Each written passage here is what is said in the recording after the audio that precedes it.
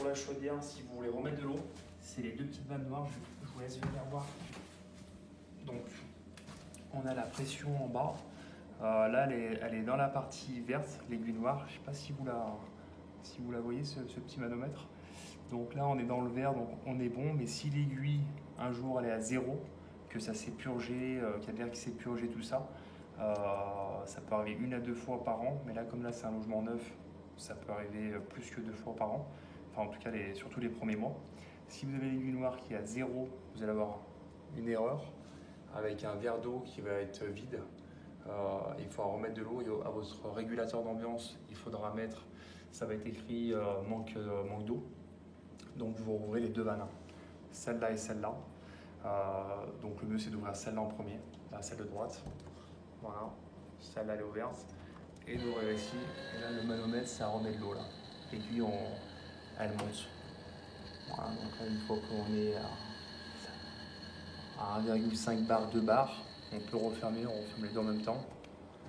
Et d'ailleurs, si vous pouvez les deux en même temps, si vous ne voulez pas retenir à droite ou gauche, vous ouvrez les deux en même temps, des fois ça force. Un an après, surtout, des fois ça force. Donc vous y allez franco, les deux en même temps. Voilà. Et après, vous refermez bien. Surtout, il faut bien les refermer. Voilà, donc ça c'est pour la pression d'eau. Si un jour il y a un souci, vous voulez fermer le gaz à la chaudière, c'est la vanne jaune. C'est la petite vanne jaune. Et après, le reste, les autres vannes, c'est plus des vannes de service pour nous quand on fait l'entretien. Voilà. Tout va se passer au régulateur. Mais là, ce qu'on voit, c'est qu'elle a 43. Ça peut être affiché 65, comme ça peut être affiché 30. C'est un nombre de... La température, elle va se réguler toute seule. Si on fait de l'eau chaude, elle va être haute. Si on fait du chauffage, elle va être un peu plus basse. Mais elle va tout se réguler toute seule, donc il ne faut pas en tenir compte. Si un jour elle est trop haute, elle fera une erreur. Et après, en eau chaude, si on appuie un coup dessus, on est à 45 degrés. Je l'ai réglé à 45 degrés parce que si on est à plus de 50 degrés, le calcaire il va se mettre énormément dans la chaudière. Donc laissez-vous au plus bas. Chez moi, par exemple, je suis à 43 degrés en eau chaude. Donc là, les 43, c'est vraiment la température de la chaudière, on n'en prend pas compte. C'est que quand on appuie que ça s'affiche. Donc là, 45. Moi, je les mets à 45 quand je les règle. Mais sinon, voilà, je sais qu'à 43, le confort est lié aussi. Après, c'est les goûts, les couleurs. Mais voilà, je vous conseille de vous mettre entre 40 et 50, grand max. Sinon, le calcaire vous tombera dessus. Voilà. Après... Tout se passe à la chaudière, tout se passe au régulateur d'ambiance. Là, vous avez des questions ou Non, juste là, c'est passé de 45 à 43. Voilà. C'est normal. Quand on appuie sur rien, ouais. 43,3, c'est la température vraiment de la chaudière. D'accord. Donc, ça, il ne faut pas en tenir compte. C'est vraiment pour nous voilà, de savoir si la chaudière elle est chaude avant de mettre les mains dedans ou autre. C'est vrai qu'ils l'ont mis en gros. Ça donne à se concentrer dessus, mais non, c'est plus pour nous ça. Donc jamais au-delà de 50, sinon on pourrit avec le calcaire la chaudière. Voilà, quand vous réglez, vous appuyez, hop, là vous mettez le robinet et là pas plus de 50. Sinon, problème de calcaire d'ici peu. Okay. Et là après, si on ouvre le robinet, la température de la chaudière elle va monter toute seule, elle va vraiment se réguler toute seule. Si un jour elle monte en surchauffe, quoi qu'il se passe, elle se met en sécurité. Mais on peut revenir d'ici 10 minutes, si on ouvre un robinet, elle peut être à 65, 70 par exemple. Et on peut revenir dans 3 heures, elle va être à 43 par exemple. D'accord. Ça change énormément. Voilà. Après, pour le module, pour le régulateur, le plancher chauffant chez vous au rez-de-chaussée, il est régulé à 50% avec le régulateur d'ambiance. Il a une influence d'ambiance à 50%, donc pour se réguler, si on demande 20 degrés dans le salon, enfin dans toute la zone plancher chauffant, on va écouter à 50% la sonde, 50% dehors. Ça veut dire que s'il fait moins 10 dehors, on sait qu'il faut 40 degrés pour qu'il fasse 20 degrés. D'accord. Et après lui, il va dire hop, on les a pas encore, ou c'est bon, on les a eu, arrête-toi. D'accord. Voilà donc comment ça se passe. Et avec ce régulateur, on peut régler la température qu'on veut dans le plancher chauffant, enfin dans la pièce de vie où il y a le plancher chauffant et aussi avec les radiateurs. Et pour les radiateurs, ça va être un calcul théorique avec la sonde extérieure. Et après, on ajuste avec les radiateurs chaque pièce. Et comment on sait la température? Est-ce qu'elles sont distinctes, celle du plancher, celle des radiateurs là sur le boîtier? Tout est... Voilà. Donc on a le menu. Le menu, on a énormément d'informations. L'information, heure et date. Donc on peut régler l'heure et la date. Interface utilisateur, c'est pas concerné. Les programmes horaires pour du plancher chauffant, nous on ne conseille pas parce qu'on a une inertie de 4 heures. Ça veut dire que si on veut couper le chauffage à 18 heures, il faut toujours se régler 4 heures avant. Et mieux vaut maintenir en température le plancher que de lui faire des écarts et de consommer plus. Donc ça veut dire que si on fait des écarts de température sur le plancher, nous c'est plus du confort que des économies. Donc en pré-réglage, on met aucune programmation, mais on se met tout le temps en confort. On voit pas bien le boîtier là. Ouais. Par exemple, pour un réglage basique, juste dire ce que vous faites parce qu'on ne voit pas très bien l'écran. En gros, dans le menu, on a plein de réglages. On va avoir tendance à se perdre dedans parce qu'il y a plein de choses qui ne nous concernent pas. Donc, ce qu'on fait, c'est là, c'est le menu de base, c'est l'afficheur de base. Il fait 29,8, dehors il fait 30,6. On va dans radiateur et robinet, veille marche. Donc par exemple, j'appuie dessus, veille marche, en dessous c'est écrit veille. Donc là ça a tout coupé. Ça maintient hors gel, vous avez plus d'eau chaude, plus de chauffage en circuit de chauffage 1, le plancher chauffant, plus de chauffage en circuit de chauffage 3 en radiateur. Donc voilà. Et à chaque fois qu'on règle, on se fait jeter, il faut revenir dans le... Donc là, veille marche, je rappuie, fonctionnement, ça m'indique fonctionnement, c'est reparti et on se fait jeter, on revient au menu. Donc là, je rappuie. On sait quelle heure marche, hein, on voit l'écran de la chaudière là-bas qui est éclairé, on a le robinet et le radiateur qui est allumé. Si on aurait le symbole en bas à droite avec le logo on-off, ça veut dire qu'elle serait éteinte, la chaudière. Donc là, forçage ECS, là on n'en a pas besoin. Parce qu'on n'a pas de ballon d'eau chaude solaire. C'est la seule chose qu'on n'a pas besoin dans les réglages ici. On n'a pas de ballon d'eau chaude solaire, on est en chaudière instantanée, on ouvre le robinet d'eau chaude, la chaudière elle s'allume. Donc il n'y a pas besoin de forcer. Régime CC1, circuit de chauffage 1, ça concerne le plancher chauffant. Donc si on clique dessus, confort. Confort, c'est-à-dire on demande tout le temps une même température. On a aussi réduit, donc là on demande tout le temps aussi une même température, sauf qu'elle sera réglée plus doucement que la confort, enfin plus froide que la confort. Et automatique, c'est les programmations, et c'est ce que nous on déconseille de faire, ou au pire faire une programmation avec 1 degré d'écart, mais vraiment pas plus. Là il me met les valeurs non adoptées, parce que j'ai pas cliqué dessus, donc je vais me remettre dessus. Régime CC1, confort, on valide. Voilà, valeur adoptée. Je retourne ici. Donc à chaque fois que je règle, ça m'éjecte. Consigne confort CC1, 20 degrés. On demande 20 degrés. Si il fait moins de 20 degrés, le chauffage va se mettre en route tout seul, automatiquement pour qu'il fasse 20. Si il fait pas... Il fait 22 degrés par exemple, 21 degrés, le chauffage il va pas se mettre en route. C'est tout automatique. Et si dehors il fait chaud d'ailleurs et qu'on demande par exemple, là je demande qu'il fasse 30 degrés, et là dehors il fait 30 degrés, ça part pas non plus. On écoute dehors. Donc régime CC1, ça nous permet de mettre en fonctionnement le circuit de chauffage. On met confort pour le mettre en fonctionnement. Et consigne confort CC1 de lui dire combien on veut en température dans la zone plancher chauffant. Et question idiote, c'est que le plancher chauffant, ce menu-là? Voilà, le CC1, c'est plancher chauffant. Le salon, vous voulez le mettre à 20 et d'autres pièces, vous voulez les mettre plus froides, vous pouvez le faire, mais il faut aller fermer les nourrices des planchers chauffants. Donc vous avez des petites vannes comme sur les radiateurs, mais en direct sur les canalisations. Et il faut savoir quelle canalisation correspond à quelle boucle de plancher chauffant dans le logement. Donc là, il faut demander au plombier, parce que j'ai vu que c'était pas encore écrit. Il faudra bien leur demander ça. On a déconseillé de les toucher. Après, ce qu'il faut, c'est que dans la pièce du régulateur chapé, ce soit ouvert à fond parce qu'il y a un calcul de température. Lui, il va dire je veux 20. Je vais envoyer telle température. Si au bout de 10 minutes, 20 minutes, il voit qu'il les a pas, il va envoyer plus chaud.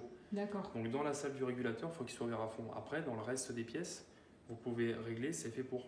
D'accord. C'est pour ça qu'il y a les têtes blanches dessus. Voilà. Go. On revient ici. Veille marche, on touche pas. Forçage ECS, on touche pas. Régime CC1, on l'a réglé. Consigne confort CC1, on l'a réglé. Et là, on a exactement la même chose. CC3, donc pour l'étage, radiateur. Okay. Régime CC3, confort, on valide. C'est comme tout à l'heure, on avait confort ou automatique. Donc là, on a les têtes thermostatiques. Les têtes thermostatiques, on peut les mettre à 2. Le radiateur, il ne va pas forcément chauffer. Il va se mettre en chauffe que s'il fait...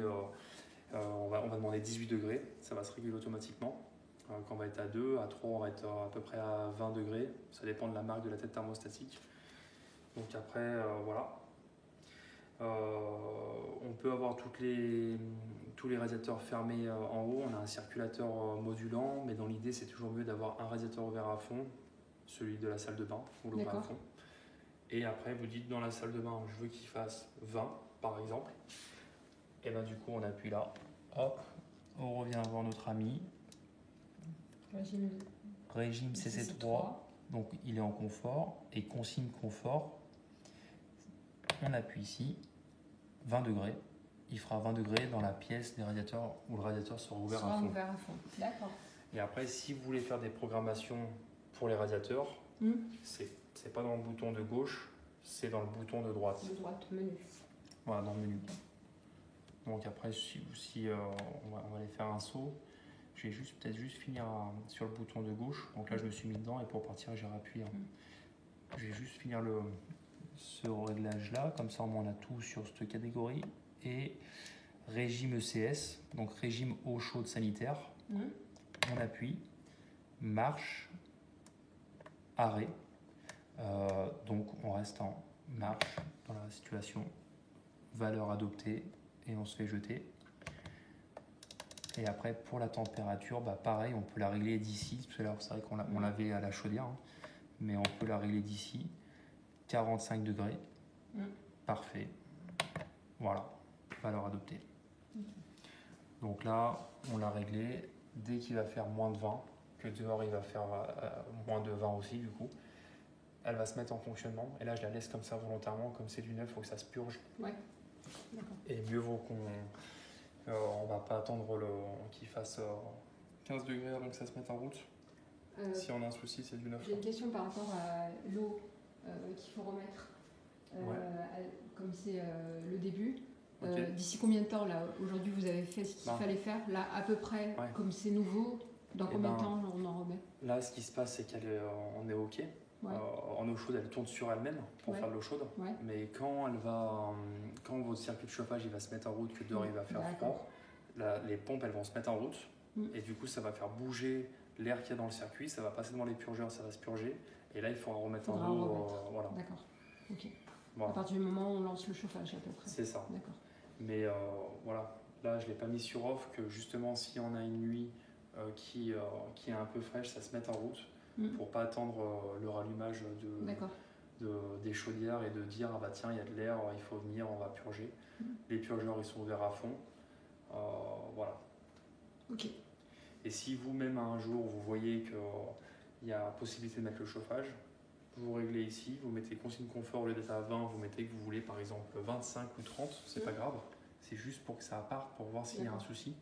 Le plancher chauffant en 4 à 6 heures, il va commencer à... Vous allez monter en température. Celui-là c'est du neuf, sinon en général le plancher chauffant c'est 6 heures, mais là comme c'est du neuf, en général on se rend compte qu'au bout de 4 heures on prend déjà des degrés. D'accord. Et les radiateurs ça chauffe direct. D'accord. Au moins, s'il y a un souci, au moins derrière vous nous appelez s'il y a quoi que ce soit. Ok. Voilà. Donc pour ce bouton, on peut régler l'eau chaude, si on veut l'activer ou pas, la température et le chauffage des deux circuits pareil. D'accord. Et après dans menu, par exemple là on voulait faire une programmation radiateur, info, heure et date, interface utilisateur, programme horaire, voilà. CC1, donc le plancher chauffant, on n'en fait pas. Programme horaire 3, CC3. On appuie, sélection jour du lundi au dimanche. D'accord. du lundi au dimanche, ok. Lundi, première phase à minuit. Là, du coup, ça partirait à minuit jusqu'à 24 heures. Donc là, du coup, ça chauffe tout le temps, quoi. Donc dans ce cas-là, ça chauffe tout le temps. Donc, première phase, on peut mettre par exemple à 8 heures, on déclenche, jusqu'à 17 heures.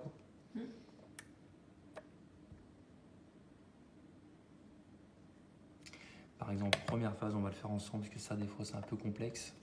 On va se mettre, on va dire que le chauffage, on veut qu'il démarre à 6 heures du matin avant le réveil, par exemple. Quand je tourne ici, on voit que l'heure, elle défile et qu'en haut, les points noirs s'enlèvent. Donc là, par exemple, 6 heures du matin, j'ai mis 6 heures. À 6 heures, on va demander du confort. Donc de minuit à 6 heures, ça va être en température réduite. À 6 heures, on part en confort. La deuxième phase, la première phase, hop, on la fait reculer. Et on va dire qu'on veut chauffer la journée, par exemple. Vous voulez faire des programmations, peut-être la journée coupée, quand vous êtes au travail? Je pense, c'est l'idéal. Autant que je vous le fasse. À partir de 18h ou 19, le temps d'entrée, en fait, exemple. Vous voulez que ça se mette en route peut-être de 17h à 6h peut-être, et que la journée le temps que ça se mette en route. Ouais, dès qu'on est là le soir. Ouais. Après, le plancher, la chaleur du plancher va monter aussi. Ouais. Donc, hop, on va faire ça.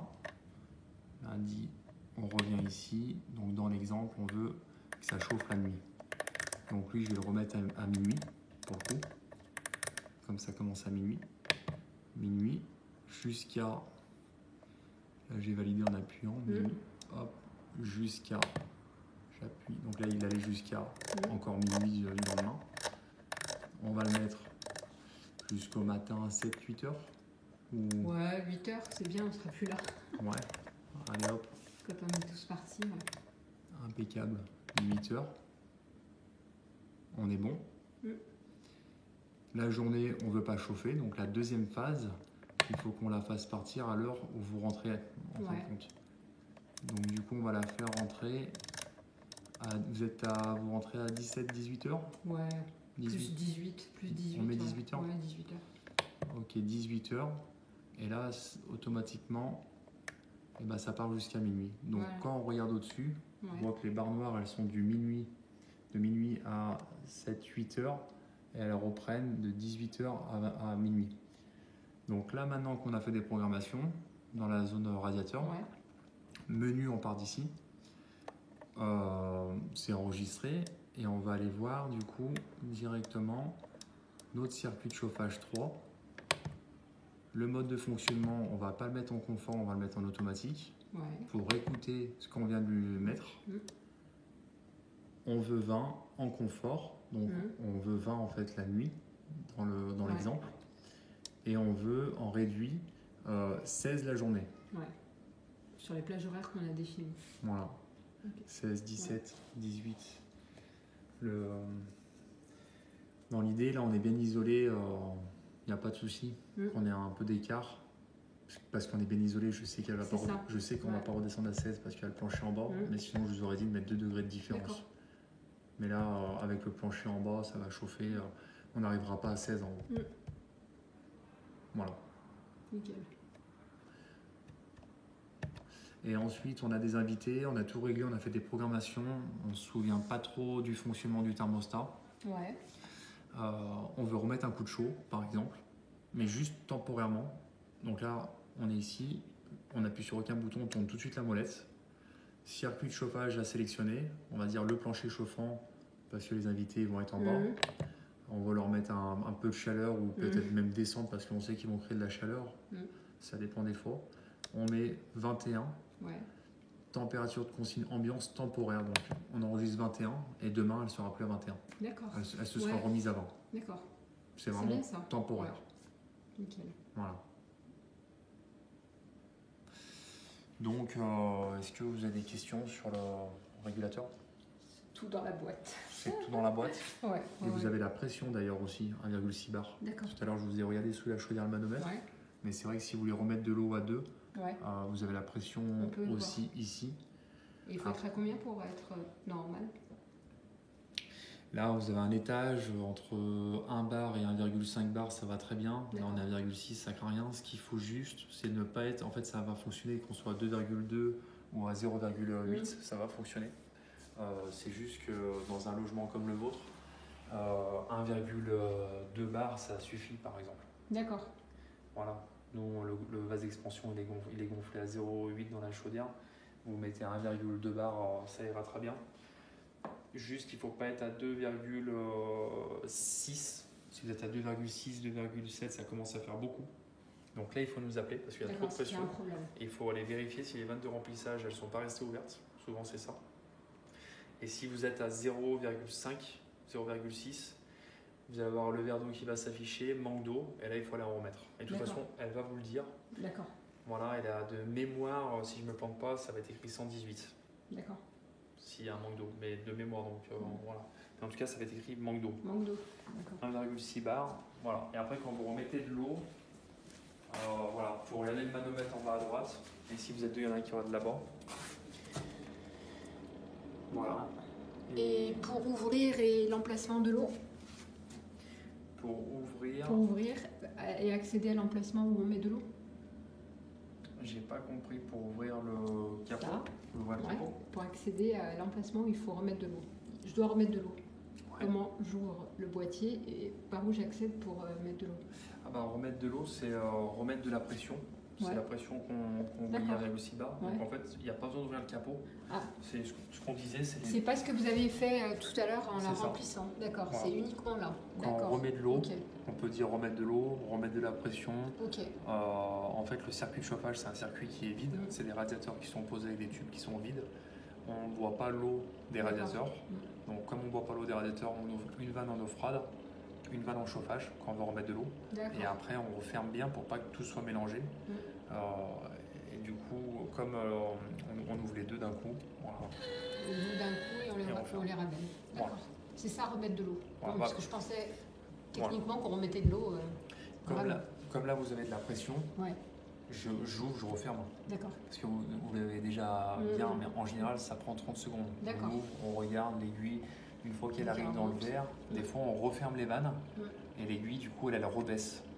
On croyait qu'on était bon, mais du coup, elle rebaisse. Donc, il faut remettre de l'eau encore. D'accord. Et ça prend à peu près 30 secondes, 1 minute des fois. Ok. Voilà. Rien à rajouter. Le numéro, il est là. Après, vous aurez l'autocollant avec l'entretien, votre référence client.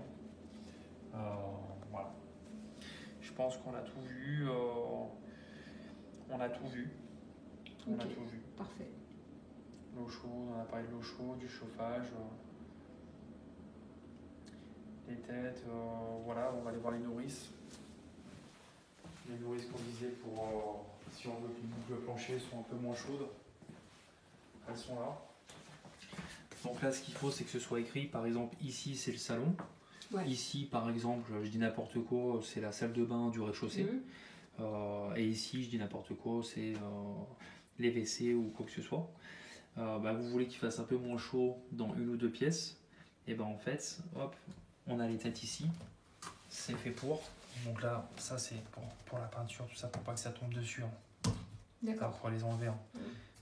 On peut brider la circulation, et quand on bride, là on a les litres minutes. Plus on a des litres minutes, plus ça circule, plus ça chauffe. Moins on en a, moins ça circule, moins ça chauffe. Donc là on voit qu'elles sont toutes en haut, tout en l'air. Donc là ça circule pas, par exemple, tout de suite maintenant ça circule pas. Et ça peut être bien aussi si un jour vous êtes en panne. Vous pouvez nous dire, et que la chaudière n'est pas en erreur, par exemple. Vous vous dites, je sais que ça chauffe pas, si j'ai un doute pour savoir si ça chauffe, parce que ici on est à 0,5. Et qu'on n'est pas à 3 litres minutes. Et après on peut affiner, mais celui dans la salle du régulateur d'ambiance, donc le thermostat d'ambiance, on dit régulateur parce qu'il régule la température d'eau, mais les purgeurs on les laisse ouverts pour que ça purge, bien ouvert à gauche, ça va faire des petits pip-pits, ça sera normal. Je disais que le régulateur d'ambiance, dans sa salle, il calcule la température de l'eau dans ces tuyaux-là, donc il faut que dans la salle du régulateur, ce soit ouvert à fond, pas bridé. Sinon il va calculer trop après. On a fait le tour? Oui. On est bon? Ouais, nickel. Bon, pour moi c'est bon. Merci.